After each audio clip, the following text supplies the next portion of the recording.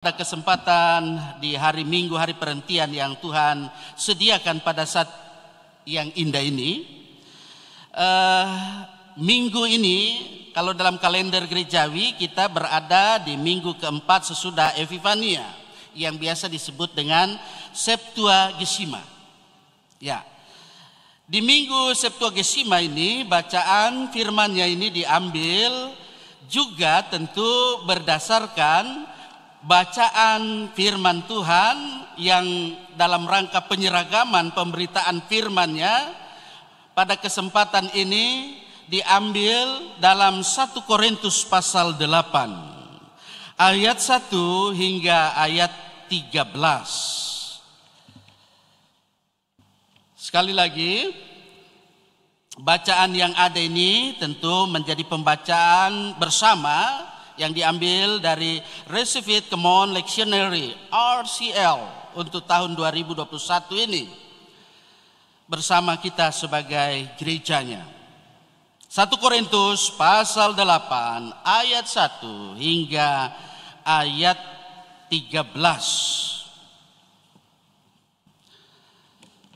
Jika kita sudah menemukannya, saya akan membaca firman Tuhan ini. Hendaklah kita sekalian yang ada memusatkan perhatian kita supaya firman Tuhan ini menjadi berkat bagi kehidupan kita dan kita pun terus menjadi saluran berkat dalam hidup ini. Tentang persembahan berhala, itu judul perikop yang ada. Tentang daging persembahan berhala kita tahu, kita semua mempunyai pengetahuan.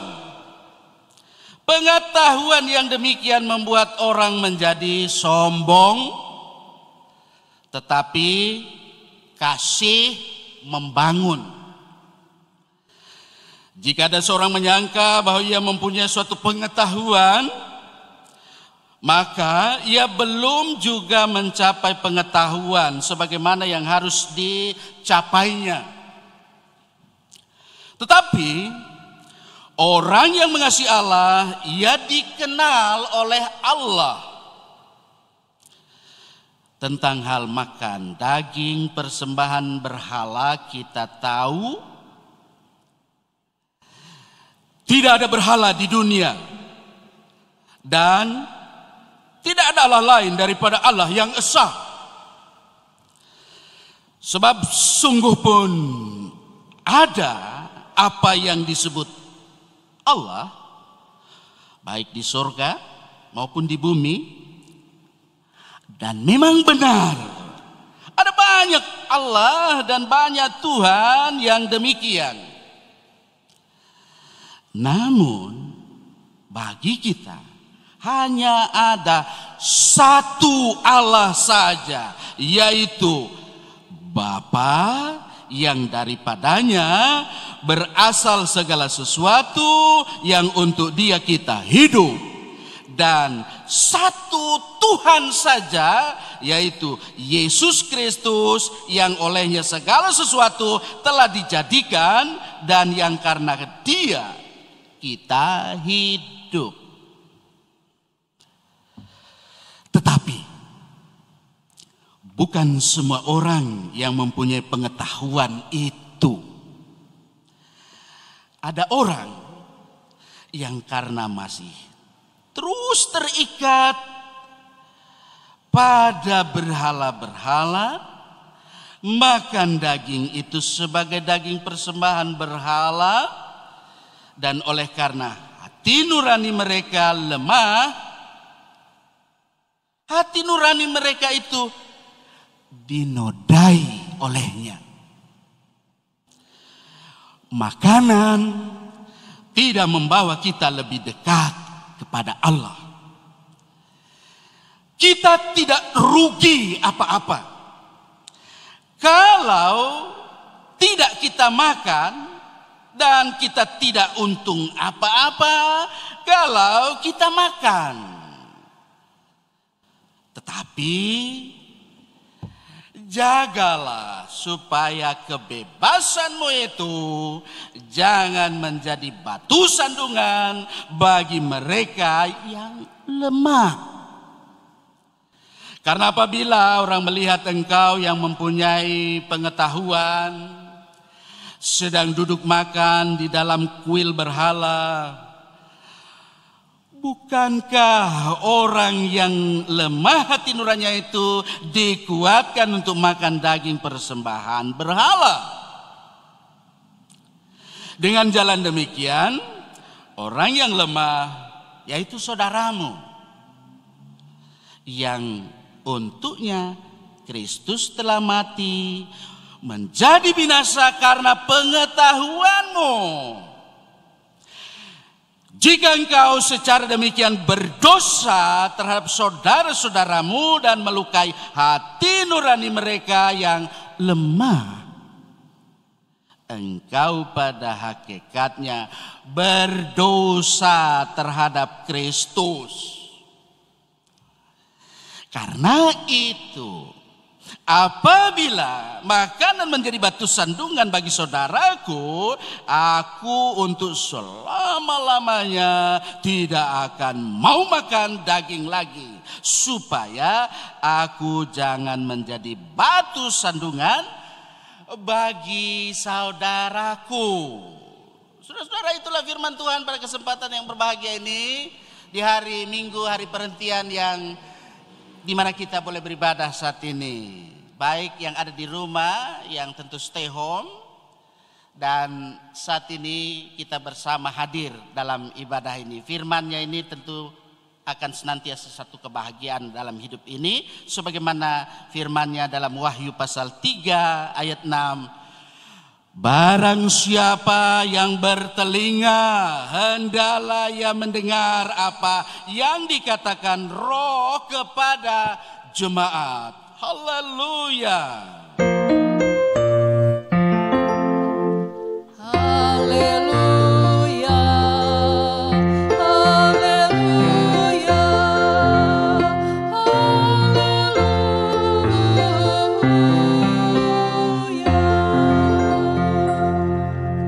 Haleluya, puji Tuhan Bapak Ibu Saudara-saudara yang ada bersama dalam ibadah di tempat ini.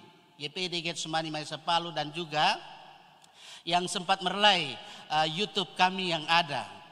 Di mana saja, mungkin ada di dalam rumah, sedang mengikuti ibadah dalam sikap ibadah seperti yang ada dalam gedung gereja. Mungkin ada yang di mobil, mungkin ada yang di rumah sakit. Di mana-mana saja sempat direlay YouTube kami ini. Saya percaya bahwa kita semua memahami bahwa sesungguhnya manusia itu diciptakan oleh Allah adalah sebagai makhluk sosial. Sehingga dalam kehidupan ini sebagai makhluk sosial dia tidak bisa hidup sendirian. Dia harus berinteraksi, dia harus berinterelasi dengan sesamanya. Siapapun dia, apapun keyakinannya, apapun agamanya. Sehingga dalam kehidupan ini meskipun dalam situasi COVID-19, kita bersama-sama boleh berkumpul juga, tapi tetap secara ketat kita ikuti protokol kesehatan. Bersama pemerintah kita memutus rantai penularan COVID-19. Walaupun sekarang juga dinyatakan ada berita bahwa ada virus varian baru. Dan tentu dengan vaksin yang juga sudah diberikan kepada orang nomor 1 dengan semua jajaran yang ada, pemimpin-pemimpin yang ada di garis terdepan dalam pelayanan masyarakat. Kita juga tinggal menunggu kapan waktunya kita yang ada untuk menerima suntikan vaksin, betul? Tapi ingat Bapak Ibu Saudara, ada 17 yang menjadi bagian dalam kehidupan, harus warning dalam kehidupan kita. Tapi kalau saya jelaskan di sini panjang. Yang penting jangan darah tinggi, jangan apa lagi? Ada yang ingat? Ada yang mungkin karena faktor sakit bawaan, penyakit jantung, itu juga tidak bisa. Ada yang karena HIV AIDS, yang di gereja kita tidak ada. Kalau di Getsemani tidak ada HIV AIDS toh. Karena kita itu terus mengikuti bagaimana dalam kehidupan hidup sehat. Yang pasti kita harus menjaga kesehatan kita. Karena itu untuk menjaga kesehatan kita makan pun harus perhatikan itu dengan pola makan. Pola makan yang benar. Karena kalau tidak pola makan yang benar, kita bisa apa? Darah tinggi, kolesterol, asam urat, apa semua muncul. Penyakit-penyakit yang ada, apalagi ada penyakit bawaan. Betul? Nah, dalam kehidupan ini tentu kita supaya imun kita kuat. Karena iman Tuhan beri, imun juga Tuhan beri. Kita beriman, memiliki imun yang ada supaya kita rawat, kita pelihara. Makanlah makanan yang menunya seimbang. Kalau dulu disebut 4 sehat 5 sempurna. Nah, oleh karena itu, kalau dalam kehidupan kita tidak memperhatikan itu menu seimbang yang ada, walau-alam berbahaya, warning untuk kehidupan kita. Minum air saja, kan ada saran dari kesehatan toh, minumlah air mineral sebanyak-banyaknya atau banyak minum air mineral karena supaya dia sehat, saya keluar semua apa penyakit-penyakitnya melalui urin. Waduh, dia minum 1 galon. Bisa bikin penyakit itu, bukan cuma penyakit, bisa apa? Pelan-pelan mati nanti. Saya tidak menakut-nakuti. Karena itu doa Yesus adalah beri kami makanan yang secukupnya, cukup ya sesuai dengan umur kita. Nah, kalau umur dewasa berapa liter sehari? Nah, saya tanpa jelaskan, ini orang-orang kesehatan banyak nanti kasih penjelasan itu. Kalau karena itu Bapak Ibu Saudara, dalam kehidupan kita, ketika dalam hidup ini kita harus berinteraksi, berinterrelasi dengan kehidupan, dengan sesama kita, maka ada banyak hal yang dijumpai dalam hidup ini. Ada yang mengaku suci lah, sok suci lah, supaya jangan makan inilah, jangan makan itulah, ya kan? Sampai dunia sekarang ada seperti itu. Ya, karena itu Rasul Paulus zamannya juga dia mengalami itu. Ya, karena situasi yang ada pada jemaat yang ada di Korintus, mereka mau tidak mau harus berinteraksi, berinterrelasi dengan masyarakat yang ada pada waktu itu, yang notabene-nya adalah majemuk. Nah, kalau saya bilang majemuk, ya tentu beraneka aliran kepercayaan yang dimiliki, agama juga mungkin. Yang pasti, kita juga kan demikian. Di Indonesia kita ini adalah pluralistik. Dengan 6 agama yang ada, tapi kita harus saling menghargai, saling menghormati. Nah, oleh karena itu Bapak Ibu Saudara-saudara, saya mengajak kita untuk melihat bagian firman Tuhan yang ada ini, memperhatikan bagian firman Tuhan dari jemaat yang disampaikan oleh Rasul Paulus kepada jemaat di Korintus. Kalau kita membacanya itu dari 1 Korintus pasal 8, itu tidak lepas kaitannya dengan sampai pasal 11 itu. Jangan lepaskan itu. Kalau kita lepaskan bahaya nanti sesat kita. Jangan main comot ayat. Karena ada sekarang kan banyak orang karena lincahnya dia berbicara, dia main comot ayat ini, ayat ini. Padahal dalam situasi apa Rasul Paulus berbicara? Mari saya ajak kita untuk melihat dari bagian firman Tuhan yang kita baca. Spesial ini di 1 Korintus pasal 8 ayat 1 sampai 13. Di sini sebetulnya secara umum Rasul Paulus mengingatkan supaya setiap orang yang percaya menghormati hati nurani orang lain.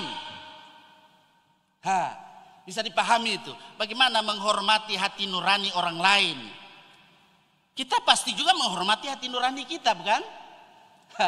Ketika kita melihat di sini apa yang dikatakan oleh Rasul Paulus, bahwa sesungguhnya ia mau menyatakan bahwa di ayat 1 sampai ayat 3 dikatakan di situ bahwa benar kita mempunyai pengetahuan yang pasti, pengetahuan yang indah itu dapat menimbulkan apa yang disebut juga dengan ada yang karena kan punya pengetahuan kan dia sok. Apalagi orangnya sudah melanglang buana ke mana mancanegara segala macam, sudah S1, sudahlah kalau kita S kecil toh, S3 sampai berapa, luar biasa dengan pengetahuan yang dimiliki, dengan kognitif yang dimiliki. Jadi Rasul Paulus di sini mau menyatakan juga bahwa sesungguhnya itu bisa menimbulkan kecongkakan, bisa juga memberikan jawaban-jawaban yang licik terhadap setiap ada pertanyaan, dan umumnya tentu tidaklah sempurna. Bapak Ibu Saudara-saudara, perhatikan itu dengan baik. Kalau orang berbicara, walaupun dia doktor, walaupun apa, perhatikan dengan baik. Apakah ada kerendahan hati dalam kehidupannya? Sehingga dalam hal ini kita melihat di sini Rasul Paulus menekankan bahwa yang lebih penting adalah kasih ini yang tentu bagaimana dalam kehidupan kita selalu mengindahkan kebaikan orang lain. Nah, kalau saya lihat di sini semua orang baik-baik, ya tak? Amin. Kalau tidak baik nanti saya tip X nanti. Ya. Karena itu selalu saya bilang yang baik hati dan tidak sombong. Menjadi orang Kristen harus begitu, baik hati dan tidak sombong. Nah di sini firman-Nya mengatakan bahwa dalam kehidupan ini kita harus mengindahkan kebaikan orang lain, dan ini berarti juga akan dikenal oleh Allah. Ingat, artinya di sini diakui oleh Allah sebagai milik Allah. Nanti baca dalam Matius pasal 7 ayat 23 dan juga di 2 Timotius pasal 2 ayat 19 ya. Kalau baca sekarang panjang nanti durasi khotbah ini. Selanjutnya di ayat 5 sampai ayat 4 sampai ayat 5 di sini Rasul Paulus menyatakan kebenaran tentang Allah bahwa tidak ada Allah lain daripada Allah yang esa. Perhatikan itu, jangan nanti dikira orang Kristen menyembah 3 Allah. Jadi kita melihat di sini Rasul Paulus menyatakan bahwa kebenaran tentang Allah bahwa tidak ada Allah lain daripada Allah yang esa. Nanti baca juga Ulangan pasal 6 ayat 4. Nah ini adalah yang asasi untuk bagaimana kita memiliki pengertian dan juga praktek yang benar. Sebab sekalipun ada begitu banyak yang disebut ya Allah dalam huruf kecil kan. Kalau saya di utara biasa Bakusedu. Mudah-mudahan yang mendengar di sini ada yang orang utara pasti ya. Dia bilang ada Allah Amurang. Allah mana lagi? Allah Kakaskasen, Allah Kaskasen dan seterusnya. Ya. Ada banyak Allah. Tapi kita mau malah menyatakan di sini bahwa itu Allah itu berhala, Allah yang huruf kecil ini yang saya katakan adalah berhala yang tidak berada. Bisa dipahami itu. Allah huruf kecil itu adalah berhala. Perhatikan itu, jangan nanti dikira patung saja itu berhala. Orang yang cinta duit, ya, akar segala kejahatan itu adalah cinta duit, cinta uang itu. Itu juga kalau dijadikan berhala itu balahwalam, bahaya. Siapa yang tidak perlu duit? Ya, semua butuh, tapi jangan itu dijadikan satu-satunya.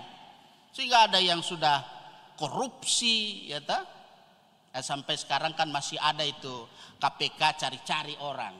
Ya, tapi itu dah tugas KPK. Kita salut dengan tugas KPK yang ada. Sehingga supaya orang jangan sampai seenaknya semau gue untuk melakukan tindakan-tindakan yang tentu tidak berkenan. Baik dalam lingkungan Negara Kesatuan Republik Indonesia maupun dalam kehidupan sebagai umat yang beragama. Apalagi kita menyebut diri sebagai umat Kristiani atau umat Kristen.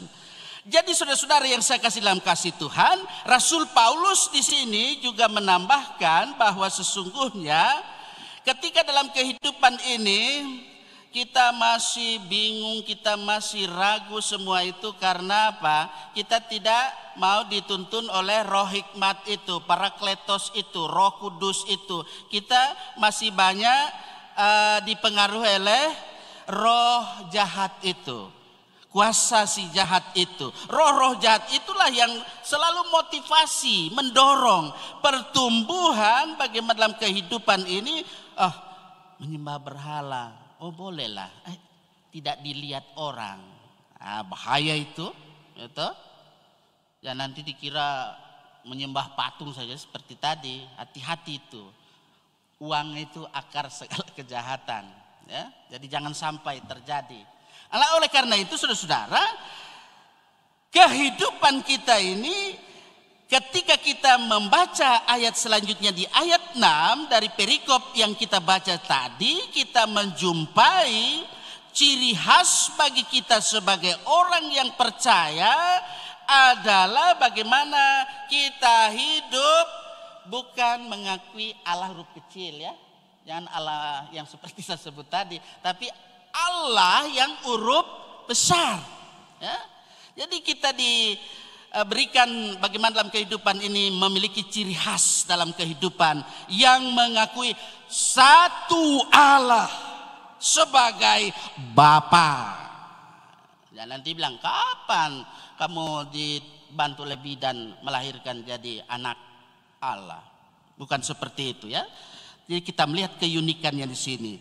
Selanjutnya, dan kita menjadi tentunya sebagai anak-anaknya, sebagai anak-anak Allah dalam kehidupan ini.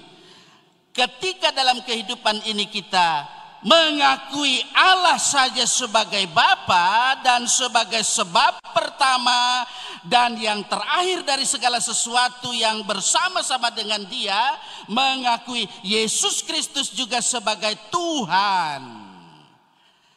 Artinya Yesus itu adalah Allah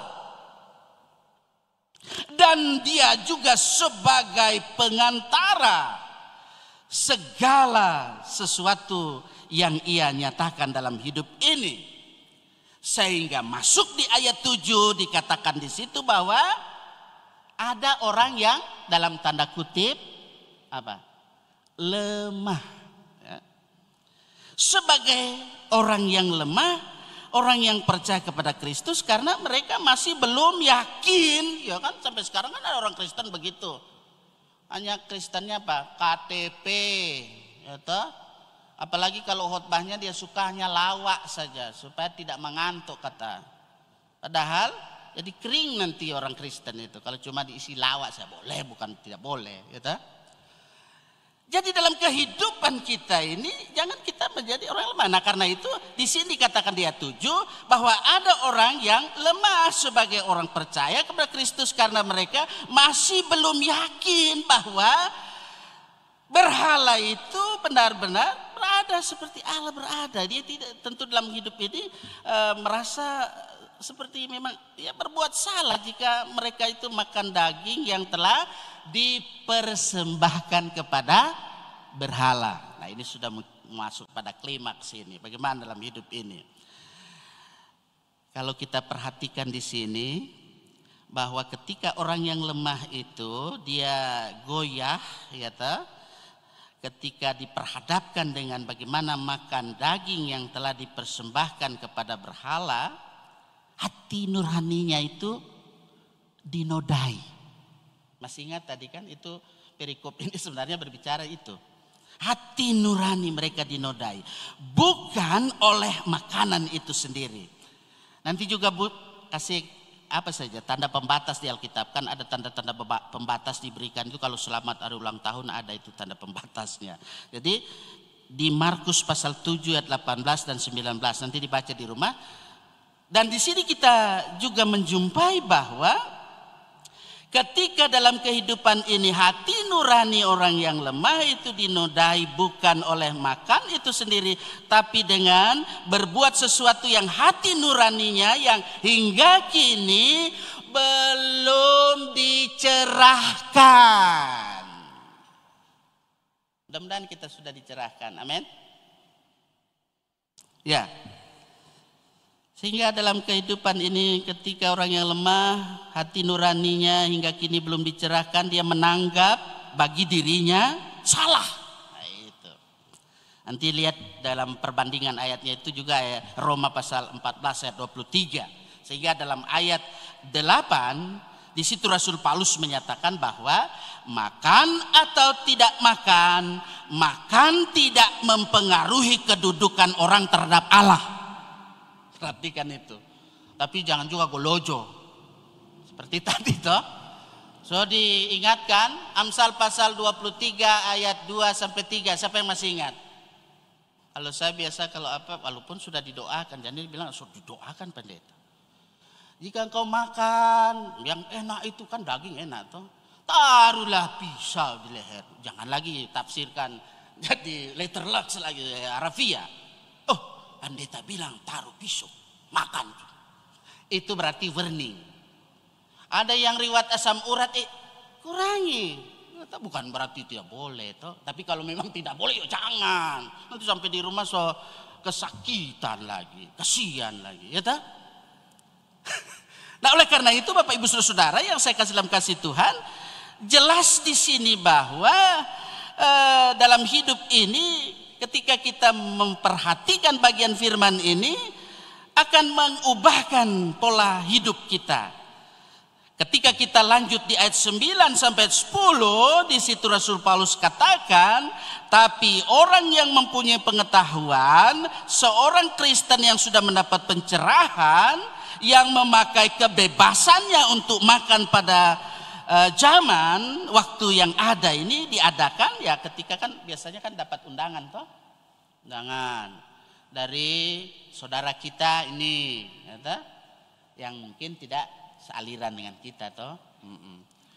Jangan ke sana, tidak apa itu makanan nanti dikasih itu yang sudah dikasih berhala. Nah itu ada, mudah-mudahan di sini sebenarnya ada toh, tapi di tempat lain ada. Tapi saya tidak perlu nyapa, itu kode etik. Nah oleh karena itu saudara-saudara yang saya kasih dalam kasih Tuhan, mari kita melihat di sini supaya dalam kehidupan ini kita dapat pencerahan.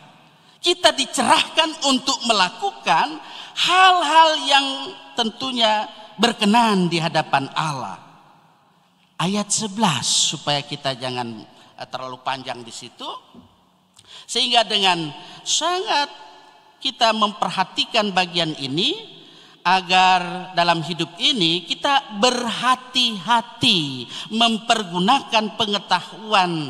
Ketika kita berjumpa juga dengan mungkin orang Kristen, pengetahuannya luar biasa, bisa jadi kita karena belum begitu kuat memahaminya, penekanannya, pemahaman yang ada, sehingga bisa menjadi batu sandungan. Nah, itu lagi bahaya, bisa dimengerti itu kalau jadi batu sandungan. Kalau dia yang punya pengetahuan, jangan ke sana. Nah, itu kan walaupun dia orang punya pengetahuan, kan sampai sekarang juga ada yang seperti itu, ya, tapi kalau kita sudah dicerahkan di dalam kehidupan kita ini, kita melihat bahwa sesungguhnya perbuatan dosa yang ketika dalam kehidupan ini masih nampak hingga kini, itu menjadi satu kesalahan karena ada kesalahan yang disebut kesalahan ganda. Mengerti maksudnya kesalahan ganda? Kesalahan ganda yaitu yang ada salah terhadap seorang, kemudian bagaimana dalam kehidupan ini saudara kita yang sama dengan kita seiman, gitu? Dan juga terhadap Kristus. Bisa dipahami itu. Kan ada orang yang pengetahuannya tinggi sekali, tapi terkadang kita lihat dia pengetahuannya tinggi, oh betul yang apa dia bilang, tapi terkadang melenceng dari firman. Nah itu. Karena itu saya selalu mengajak kita untuk selalu melihat firman Tuhan. Apa kata firman Tuhan? Nah, itu. Jangan kata orang, ya. Saya ini menyampaikan kata firman, bukan kata si dokter ini, bukan. Nah, oleh karena itu Bapak Ibu Saudara yang saya kasih dalam kasih Tuhan, mari dalam kehidupan ini kita memperhatikan lagi di ayat 12, ini sudah hampir selesai ya, tidak panjang lagi. Nah, perbuatan yang ada tentu ketika ada kesalahan ganda yang terjadi, perbuatan-perbuatan yang ada itu di dalamnya mengandung bagaimana melukai orang yang lemah. Betul? Saya juga kalau saya merasa hati nurani saya, dilukai saya oleh apa? Karena dia jadi hakim, sudah bahasanya itu jangan kok menjustis, gitu. Menjudgment kah istilahnya itu. Nah, jadi jangan terjadi hal yang seperti itu. Ketika dalam kehidupan ini jangan sampai melukai yang lemah, ya, tanpa belas kasihan.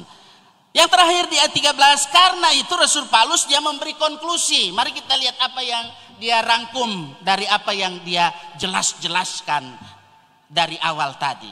Dia rangkum, dia mau menyatakan di sini bahwa sesungguhnya dengan kalimat yang ada luar biasa itu.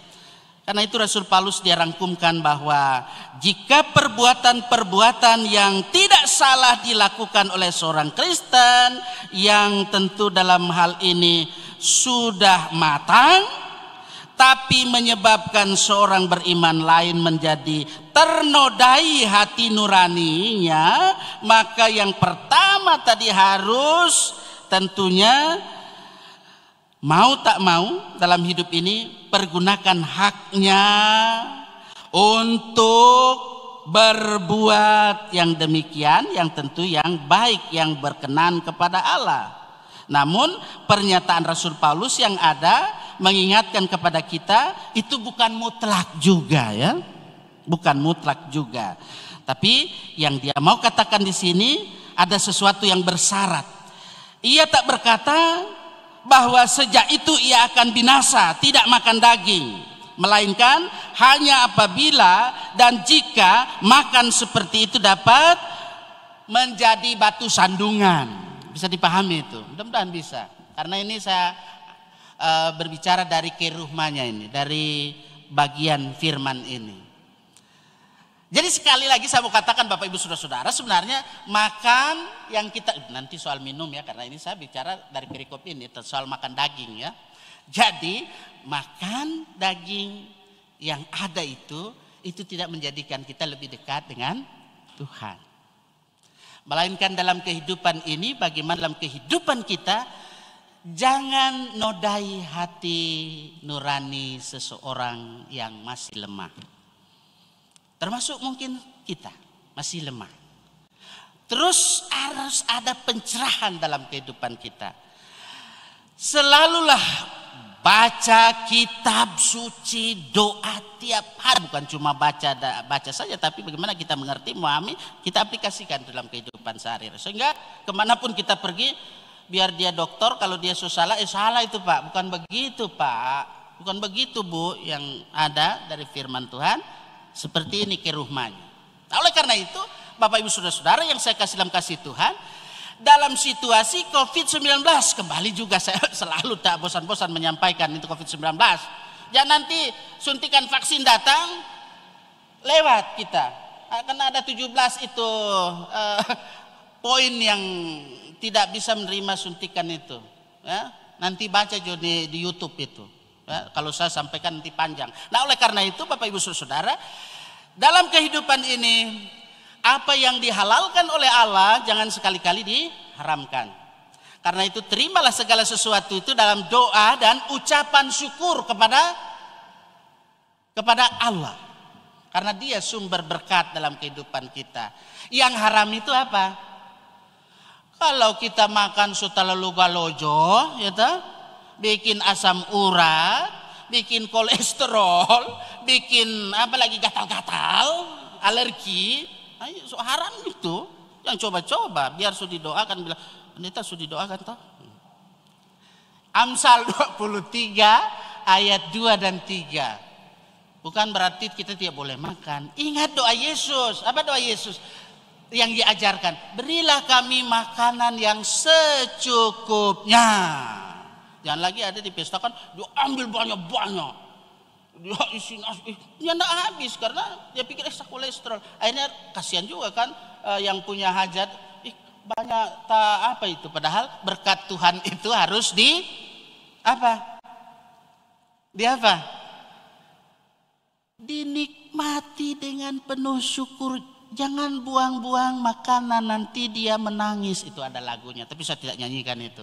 Nah oleh karena itu Bapak Ibu Saudara, di era new normal ini ketika vaksin yang ada itu sudah ditemukan, nanti akan sampai entah kapan kita orang, karena masih kita ini kan masih apa namanya ini rakyat apa istilahnya itu, tapi saya tidak sebut itu ya kita tunggu saja dengan tetap pola hidup sehat ya supaya ketika vaksin itu datang, oh kita enggak darah tinggi. Biar itu kalau 140 per sekian, itu ada di Karangasem, bukan Karangasem Tanah Lanto, Karangasem di Bali, sekian puluh tenaga kesehatan justru tidak bisa menerima vaksin karena itu darah tinggi. Nah, itulah sebabnya Bapak Ibu Saudara yang saya kasih dalam kasih Tuhan. Kalau riwayat kita ada darah tinggi, ya kita sudah berupaya untuk itu. Nanti kan kita sampaikan sama petugas tuh, kita potensi normal memang begini ya ta. Tapi petugas kesehatan pasti tahu itu, ya ta. Kalau memang karena faktor genetik riwayat darah tinggi itu. Kalau memang ada juga kan riwayat darah rendah toh. Walaupun dia 90 per sekian itu normal dia. Tapi kalau sampai 110 so darting dia. Tapi itu semua kalau kita lihat bahwa normalnya itu 120 per 80. Kalau salah nanti bisa diperbaiki itu. Sehingga dalam hidup ini Bapak Ibu Saudara-saudara yang saya kasih dalam kasih Tuhan, mari kita tetap berinteraksi, berinterrelasi dengan siapa saja yang ada, apapun agamanya, apapun keyakinannya, tapi kita tetap memiliki integritas diri, jati diri kita sebagai orang-orang yang beriman kepada Allah yang Esa, yang sudah menyatakan diri dalam Yesus Kristus dalam kuat kuasa Roh Kudus. Toleransi umat beragama harus tetap kita tegakkan karena NKRI adalah harga mati.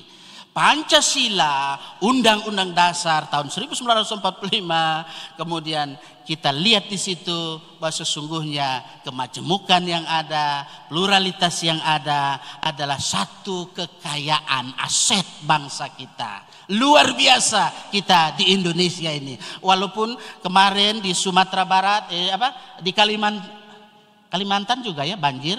Kemudian Sulawesi Barat, Manado ada terjadi bencana alam. Tapi minggu lalu walaupun kita ya melaksanakan pundi khusus, jadi kita sekecil apapun yang kita dapat berikan, itulah wujud solidaritas kita, kesetiakawanan kita. Nah, Majelis Sinode ini masih ada di Sulawesi Barat kalau saya lihat dia punya FB ya. Berikut akan menuju ke Manado ya, karena kita dulu sudah dibantu. Yang kita lupa diri karena kita aman-aman, sudah Jo. Tidak mau, kita cuma mau, bahaya itu. Jadi haruslah kita menjadi saluran berkat. Tuhan akan selalu menolong kita sehingga kita hidup di era new normal, di era kita menjalani tahun kehidupan kita. Di tahun 2021 dalam kalender gereja kita berada di Septuagesima. Itu berarti dalam kehidupan kita sebagai umat, milikilah kerendahan hati ya, rendah hati, sehingga dalam kehidupan ini kita akan menerusi tugas tanggung jawab kita menjadi tim pelayanan yang solid. Saya tidak ulang khotbah yang minggu lalu. Yesus membentuk tim yang solid supaya kita terus tanggap darurat. Karena Yesus peduli. Dia tidak hanya peduli, melainkan dia memberikan dirinya seutuhnya menjadi korban demi untuk dunia yang tentu sudah akan binasa, tapi dia mengangkat citra kehidupan kita supaya kita hidup dan menerima berkat berkelimpahan darinya. Amin. Semua yang diberkati oleh Tuhan dan mau hidup dengan pola hidup sehat yang ada dengan firman Tuhan ini, bahwa makan yang ada itu tidak menjadikan kita dekat dengan Tuhan, melainkan dalam kehidupan kita bagaimana kita hidup dengan pola hidup yang sehat. Kita hidup membaca firman Tuhan, lakukan firman-Nya. Itulah yang menjadikan kita lebih dekat kepada Tuhan. Jadikanlah hidup kita sekalian yang ada supaya kita memandang kepada Yesus Kristus itu yang adalah juru selamat dalam hidup ini. Dia itu akan selalu menjadi tumpuan pengharapan kita setiap hari. Dan dia juga akan menjadi perisai perlindungan kita dikala kita menghadapi tantangan badai virus COVID-19. Mungkin ada dikatakan lagi varian baru virus yang ada. Tapi ingatlah bahwa Yesus itu akan selalu memproteksi kita. Dimanapun, kemanapun kita pergi, tetap prokes secara ketat. Ingat juga bukan itu satu-satunya yang memberi kesehatan. Kesehatan itu datangnya dari Tuhan. Amin. Terpujilah namanya, Yesusku juru selamatku.